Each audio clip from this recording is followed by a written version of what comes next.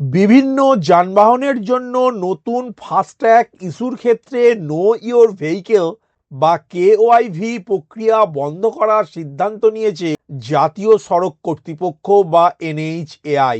আগামী 1 ফেব্রুয়ারি থেকে এই নতুন নিয়ম কার্যকর হবে। নতুন ব্যবস্থা চালু হলে ফাস্ট্যাগ ব্যবস্থা আরো সহজ হবে বলেই মনে করছে জাতীয় সড়ক কর্তৃপক্ষ। ফাস্ট্যাগ কেনার পর ব্যক্তিগত গাড়ির মালিকদের যে অযথা ঝঞ্ঝাট পোহাতে হতো সেই সমস্যা মিটতে চলেছে।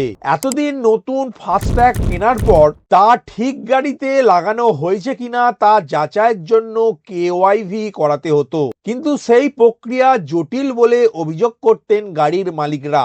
এনএইচএআই তাদের নতুন নির্দেশিকায় জানিয়েছে 1 ফেব্রুয়ারি থেকে কেওআইভি ছাড়াই নতুন ফাস্ট্যাগ ব্যবহার করা যাবে।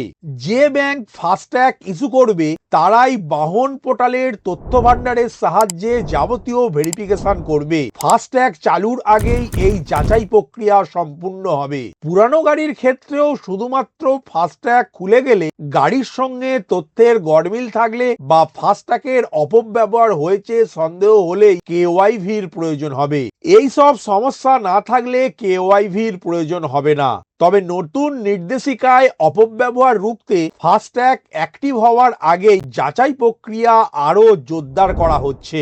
এতদিন ফাস্ট্যাগ অ্যাক্টিভ হওয়ার পরে যাচাই প্রক্রিয়া সম্পন্ন হতো, সেই ব্যবস্থা বন্ধ করে দেওয়া হচ্ছে।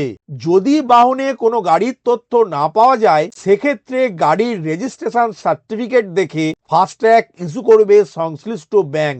ভিডিওটি প্রথম থেকে শেষ পর্যন্ত দেখার জন্য ধন্যবাদ। এই ইনফরমেটিভ আজকের আপডেটটি আপনার বন্ধু ও পরিচিতদের জানাতে বেশি বেশি করে শেয়ার করবেন, আর অবশ্যই কমেন্ট করবেন ভিডিও সম্বন্ধে আপনার কোনো ডাউট বা জিজ্ঞাসা থাকলে, এবং আপনার কোনো মতামত জানাবেন। ভালো থাকবেন, সুস্থ থাকবেন।